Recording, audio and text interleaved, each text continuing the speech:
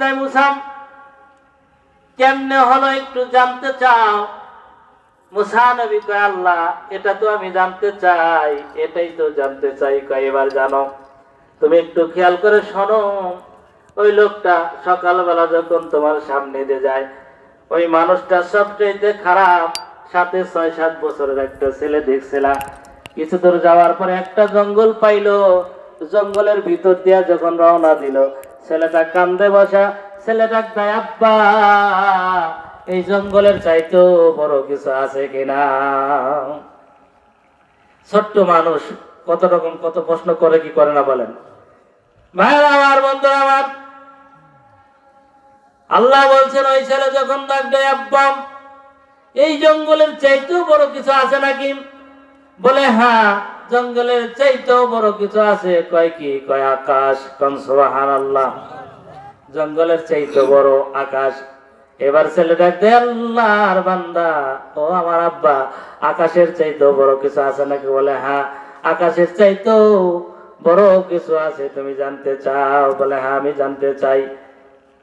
ছোট্ট ছোট বাচ্চারা কত রকম কত প্রশ্ন করে, করে কি করে না বলেন? ভাইরা আমার, বন্ধুরা আমার, এইবার লোকটা বলেন, ও আমার কলিজার টুকরা সন্তান, শুনে রেখে দাও, আল্লাহর এই আকাশের চাইতে বড় হলো আমার গুনাহ। কন্যা সুবহানাল্লাহ। শিকার যাচ্ছে, দেখেন মানুষ কিভাবে ভালো হয়। আমাদের মধ্যে তো এইটা নাই নাকি? অপরাধ করে অপরাধী হওয়ার মতন পরিবেশ আমাদের নাই। আমি বাহাদুর নাকি? অন্যায় করে অন্যায় স্বীকার করি না। ওই লোকটা গুনাহগার, লোকটা বলছে, বাজান আকাশের চাইতে বড় হলো আমার গুনাহ।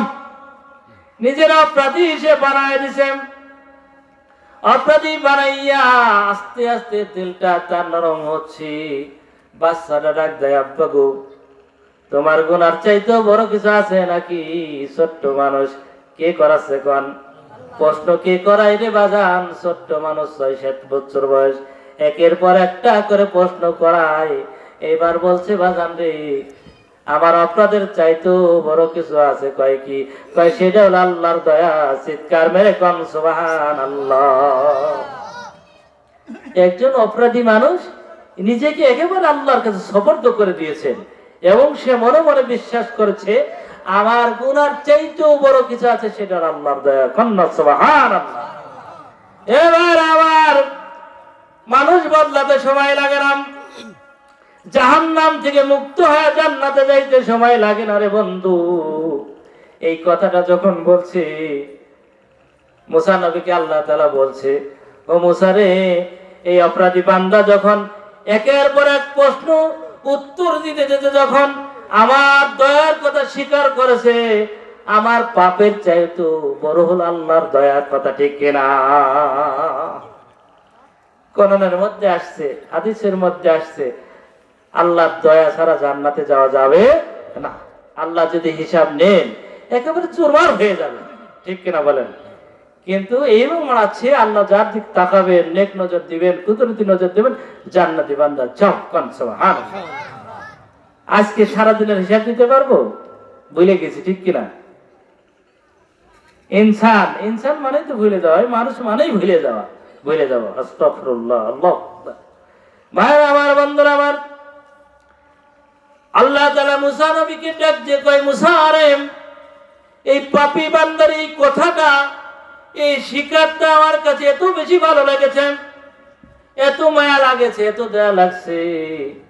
দয়া লাগার কারণে, মায়া লাগার কারণে ওর এই তওবা আমি আল্লাহ তাআলা কবুল করে নিয়েছি। ওর জীবনের গুনাহগুলি আমি মাফ করে দিয়েছি। কোন সুবহানাল্লাহ।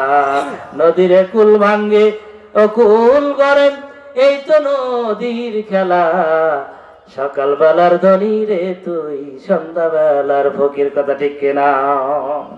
ভাই আমার, বন্ধুরা আমার, আল্লাহ তাআলা বলছেন, মুসা রে, আমার এই বান্দাকে আমি মাফ করে নিষ্পাপ করে দিলাম। বিকাল বেলায় আবার তোমারে দেখাইয়া দিলাম যে এই মানুষটা সবচাইতে মন্দ মানুষ হতে পারে, ওই মানুষটা আবার আল্লাহর দয়ায় সবচাইতে ভালো মানুষে পরিণত হতে পারে। কোন সুবহানাল্লাহ। তা আমাদের মধ্যে আমরা যারা অপরাধী, গুনাহ ছাড়া এমন কোন মানুষ আছি? গুনাহ ছাড়া এমন কোন মানুষ নাই। আরে ভাই, মুসা নবীর উম্মত যদি মাপ চাইতে পারে, আর যে দয়ার নবীকে সৃষ্টি না করলে আল্লাহ তাআলা কোনো কুল কায়নাত সৃষ্টি করতেন না। আল্লাহ এও বলেছেন, আমি যে রহমান, এটা আবির্ভূত হতো না। কন্যা আল্লাহু আকবার। এটাও আমি প্রকাশ করতাম না আমার দয়ার নবীকে যদি আমি সৃষ্টি না করতাম। সুবহানাল্লাহ। সেই নবীর উম্মত আমি আপনি, সেই নবীকে চিনলাম না, আর সেই নবীর উম্মত হইতে পারলাম না। সেই নবীর প্রতি মহব্বত নাই, আর আমাদের প্রতি আস্থাও নাই। আস্থা থাকতে হবে, ঠিক কিনা বলেন? এই জন্য ভাইরা আমার, ও পর্দার মা ও বোনেরা, আসেন, একটু সময় হয়তো নাও পাইতে পারেন ও বাজান, আজকের মাহফিলে যদি নিয়ত করে আসতে পারেন, আল্লাহ জীবনের গুনাহগুলো মাফ করে আল্লাহর অলিতে অলি বানায় দিতে পারেন। পারেন কি পারেন না বলেন? এই জন্য সময় থাকতে আপনাকে ফিরে আসতে হবে, দাঁত থাকতে দাঁতের মর্যাদা দিতে হবে। কথা ঠিক কিনা? আমি আমার ওয়াজের মধ্যে মাঝে মাঝে একটা বাংলা ওয়াজ করি রে বন্ধু, খুব খেয়াল করে শোনেন। সাপ আর ব্যাঙ, সাপ আর ব্যাঙ দুইজন বন্ধুত্ব করছে, বুঝছেন? সাপ আর ব্যাঙ দুইজন বন্ধুত্ব করার পরে একসঙ্গে চলতেছে, ফিরতেছে। যখন সাপ যখন চলে, একা একা হয়ে চলে না, খুব খেয়াল করে শুনবেন। এটা তো একটা মজলিস, শিক্ষার মজলিস, ঠিক কিনা? সহবতে আউলিয়া। হ্যাঁ, মানুষ বলে পীর মাশাইখের কাছে যাওয়া নাই, ওয়াজ মাহফিলি যায় না। আমরাই তো সব না, যাইতে হবে নাকি? ভাইরা আমার, বন্ধুরা আমার, সাপ যখন পথ দিয়ে চলে, বেকাতারা হয়ে চলে, চলে কি চলে না বলেন? বেকাতারা হয়ে চলে। ব্যাঙ ছোট্ট প্রাণী, এটা সহ্য করতে পারে না, ডাক দেয়, বন্ধুরে, তুমি আমার বন্ধু, তোমার কি সোজা হয়ে চলার কোনো স্বভাব নাই, খালি বেকাতারা হয়ে চলো, কারণ কি তুমি কি সোজা হয়ে চলতে পারো না? সাপ এবার চিন্তা করে, হারে, ছোট্ট একটা প্রাণী ব্যাঙ আমার বন্ধু, আমি এত বড় একটা প্রাণী, আমার উপদেশ দেয়, এটা তো মেনে নেওয়া যায় না। ফুসফাস করে দাবড়ানো শুরু করেছে, ফুস করে উঠেছে। ওর স্বভাব তো ফুস করে ওঠা নাকি? ফুস করে যেই উঠেছে, চাচা আপন প্রাণ বাঁচা, ঠিক কিনা বলেন? চাচা আপন প্রাণ বাঁচা, প্রাণের ভয় কান্না আছে, প্রত্যেকের তো বাঁচার স্বাদ আছে নাকি বলেন? আপনিও দেখেন, আপনাকে আপনি বেশি ভালোবাসেন, আমাকে আমি বেশি ভালোবাসি, ঠিক কিনা? এবার আমার বন্ধুরা আমার, এবার সাপ যখন ফুস করে উঠেছে, ব্যাঙ বাঁচার জন্য দৌড় দিচ্ছে, লাফাইয়া লাফাইয়া দৌড়াইতে দৌড়াইতে রাস্তা পার হয়ে ওপারে গেল। ওপারে যাওয়ার পরে দেখে চারজন কৃষক নাঙ্গল ভাই, আগে গরুর চাষ ছিল নাকি আমাদের দেশে? হ্যাঁ, গরুর চাষ ছিল, চারজন কৃষক নাঙ্গল বাজছে, সোজা বাংলা হিসেবে নাঙ্গল বাজছে। আর বা হাতে বাংলা কি চাইতো তখন? লরি নাকি? লরি কইতেন না লাঠি কইতেন? লরি, লরি না? মুরব্বীরা ভালো কইতে পারে। তো যাই হোক, ওই কৃষক করে হাতে আছে লরি, ব্যাঙ সামনে দিয়ে চলে যায়, কোনো প্রতিক্রিয়া নাই, আছে নাকি বলেন? কোনো সারা শব্দ নাই। ব্যাঙ যখন আগে আগে লাফায় চলে যায়, অনুকরণ করছে কে? সাপ। সাপ পিছে দাবড়ায়, আসলে মারার জন্য নয়, হাজার হলেও বন্ধু একটু ভয় দেখানোর জন্য, ঠিক কিনা বলেন? ভয় দেখানোর জন্য যখন পিছে পিছে যায়, এবার ব্যাঙ লাফায় চলে যায়। কৃষকরা দেখে সাপ, সাপ দেখার পরে মানুষের একটা ধর্ম, মার মার কাট কাট শব্দ, ঠিক কিনা বলেন? যা পাবে তাই দিয়ে সাপকে মারার জন্য চেষ্টা করে। ভাইরা আমার, বন্ধুরা আমার, হাতে ছিল লরি, সেই লরি দিয়ে একেবারে পিটায় পিটায় ইচ্ছা মতো সাইজ করে ফেলাইছে, ঠিক না? আর কিছু হবে নাকি বলেন? একেবারে সাইজ করে ফেলাইছে, কয়েকটা ঘা কোথা দেওয়ার পরে সোজা হয়ে গেছে। এবার কৃষক গুলো ওই সাপ তারা নিয়ে আলির উপরে সুন্দর করে শোয়া দিয়ে দিয়েছে, ঠিক কিনা? একেবারে সোজা। কিন্তু ব্যাঙ যাচ্ছে যাচ্ছে যাচ্ছে আর যাচ্ছে, কয়েক ফুসফাস শব্দ নাই। কারণ কি? ফুসফাস শব্দ নাই কে? দোস্ত গেল কই? আসলে তো দোস্তর জন্য মায়া লাগে, ঠিক কিনা বলেন? ভাইরা আমার, বন্ধুরা আমার, দোস্তের খোঁজের জন্য আবার পিছনে আসে, আবার ফিরে আসে, দোস্ত গেল কই? দোস্ত আসে না কে? এইবার আস্তে আস্তে আসে আলীর কাছে, এসে থেকে দোস্ত একেবারে টান টানে সোজা, ভয় নিয়ে কাছে যায়, আগায় আগায় আগায় আগাইতে আগাইতে একেবারে কানের কাছে, মুখের কাছে যায়, দেখে কোনো সারা শব্দ নাই। এবার বন্ধু বুঝতে পারছে আমার বন্ধু তো টাইট হয়ে গেছে, একেবারে সোজা, বন্ধুর কোনো সারা শব্দ নাই, বন্ধুর কোনো শক্তি নাই। কানের কাছে দিয়ে টুক করে কয়, বন্ধু রে, সোজা হইলে ঠিকই, কিন্তু সময় মতো হইলে না। সময় মতো যদি তুমি সোজা হইতা বন্ধু, আজকে তোমার এই অবস্থা হইতো না রে দোস্ত। কথা ঠিক কিনা? ও ভাইরা আমার, বন্ধুরা আমার, আমরা এমন সময় সোজা হব, এমন সময় আমরা সোজা হব, ওই সময় হয়তো তওবা কবুল হতেও পারে, নাও পারে। কথা ঠিক কিনা? আল্লাহ তওবার দরজা খুলে রাখছে বাদান। আসেন, এখনো সময় পেয়েছি, তওবা করার সুযোগ আছে, তওবা করে ফিরে আসি। সময় চলে গেলে সাধন হবে না, সময় চলে গেলে তওবা নসিব হবে না। ঠিক কিনা? আল্লাহর নবী চাচা আবু তালেব, তাকে কোলে পিঠে করে মানুষ করেছেন চাচা। এর ইন্তেকালের সময় মুহাম্মদ রাসূলুল্লাহ সাল্লাল্লাহু আলাইহি সাল্লাম খবর পেয়েছেন। ঈমান আনে নাই তো আবু তালেব? আনছে নাকি? ঈমান আনে নাই। আবু তালেবের ইন্তেকালের সময় নবীজি মুহাম্মদ রাসূলুল্লাহ সাল্লাল্লাহু আলাইহি সাল্লাম সংবাদ যখন পাইলেন, চিন্তা করলেন যে এই চাচা বাবার আদর পাই নাই, বাবার স্নেহ পাই নাই, আবু তালেবের কাছ থেকে পেয়েছি, সেই চাচা আজকে ইন্তেকাল করবে। দৌড়াইয়ে গেছেন, দৌড়াইয়ে গিয়ে কাছে একেবারে কানের কাছে মুখটা লাগায় বলছে, চাচা রে, ও চাচা, পৃথিবীর কোন মানুষ জানবে না, পৃথিবীর কোন মানুষ শুনবে না চাচা, আমি আপনার মুখের কাছে আমার কানটা লাগায় দিলাম, আপনি শুধু একবার বলেন লা ইলাহা ইল্লাল্লাহু মুহাম্মাদুর রাসূলুল্লাহ সাল্লাল্লাহু আলাইহি ওয়াসাল্লাম। চাচা, এই কালেমাটা পড়েন, কিয়ামতের ময়দানে সর্বপ্রথম আপনাকে আমি সুপারিশ করে জান্নাতে নেব। কান সুবহানাল্লাহ। কিন্তু চাচা আবু তালেব ডাকদাই, ভাতিজা, তোমাকে মহব্বত করি, ভালোবাসি, ঠিক আছে, কিন্তু বাপ দাদার ধর্ম ত্যাগ করতে পারবো না। কান নাউজুবিল্লাহ। নসিবে থাকতে হবে তো, ঠিক না? এই জন্য ভাইয়েরা আমার, বন্ধুরা আমার, এত সুন্দর একটা জান্নাতের পরিবেশ এখনো আমরা যদি হেলায় ফেলায় সময় কাটা দিই, তাহলে আমাদের চাইতে নসিব খারাপ আর কারো হতে পারে না। ঠিক কিনা বলেন? যাই হোক, আসুন এইবার আমি আমার মূল আলোচনায় যাইতে পারি। কিছু লোক হয়েছে আলহামদুলিল্লাহ, ঠিক কিনা? আপনারা আমার কথা বুঝতেছেন? কথা বলেন না, অসুবিধা হচ্ছে? বলবো আলহামদুলিল্লাহ। তো যাই হোক, এখন আমি আমার মূল আলোচনায় আসতে পারি নাকি?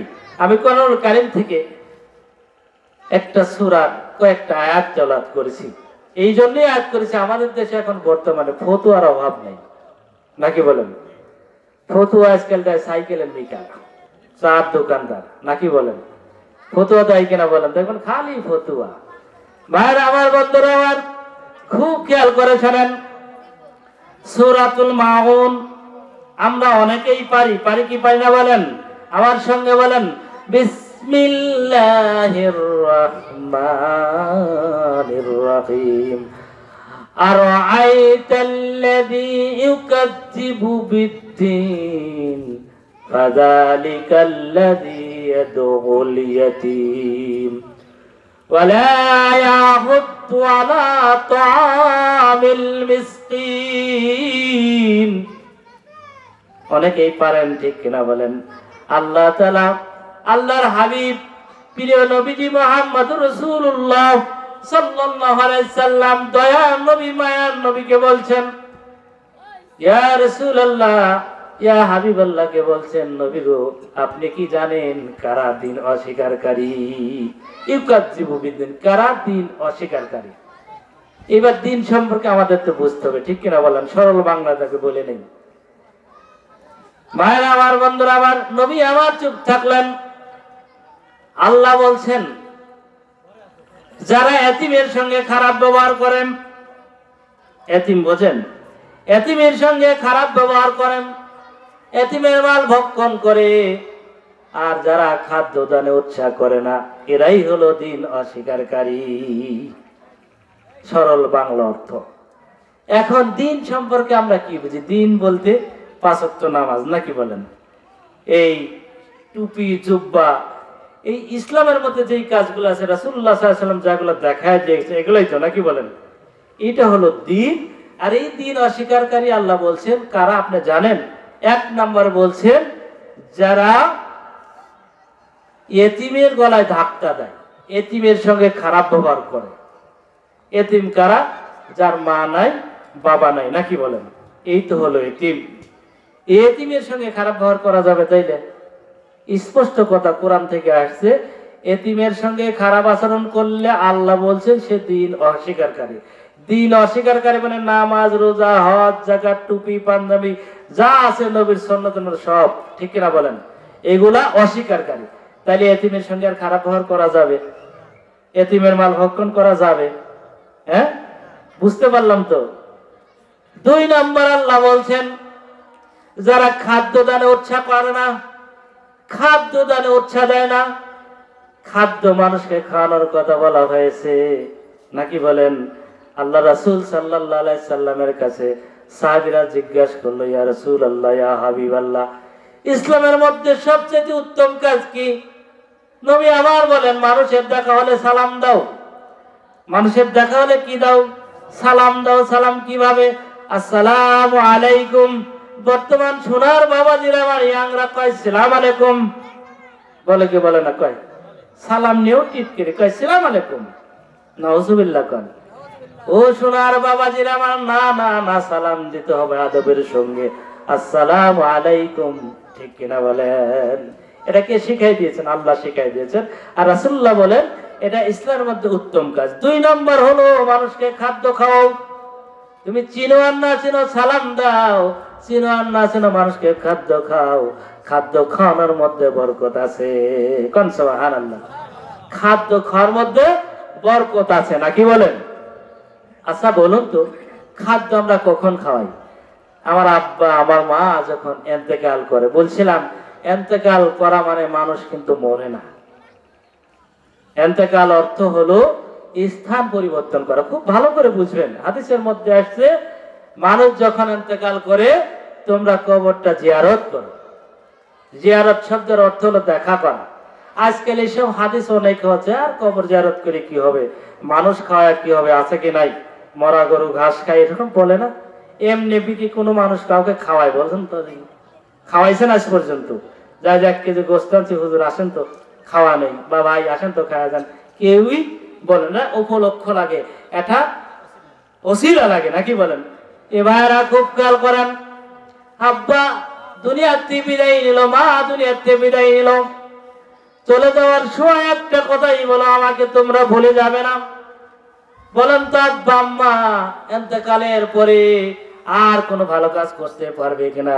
ভালো করতে পারবে না, মন্দ করতে পারবে না, ঠিক কিনা? এরা তাকবীর দেয়, নারায়ে তাকবীর, নারায়ে তাকবীর। আলহাজ হযরত মাওলানা মোহাম্মদ রফিকুল ইসলাম সাহেব, আলহাজ হযরত মাওলানা মোহাম্মদ রফিকুল ইসলাম সাহেব। ভাইরা আমার, বন্ধুরা আমার, আমি আমার আলোচনা আর বাড়াতে চাই না। আমার উস্তাদ চলে আসছেন। যাই হোক, যতটুকু আলোচনা করলাম সময়ের স্বল্পতার জন্য আর অতদূর আগাইতে পারলাম না। আপনারা কষ্ট পেয়েছেন? কষ্ট পেয়েছেন? আল্লাহর কাছে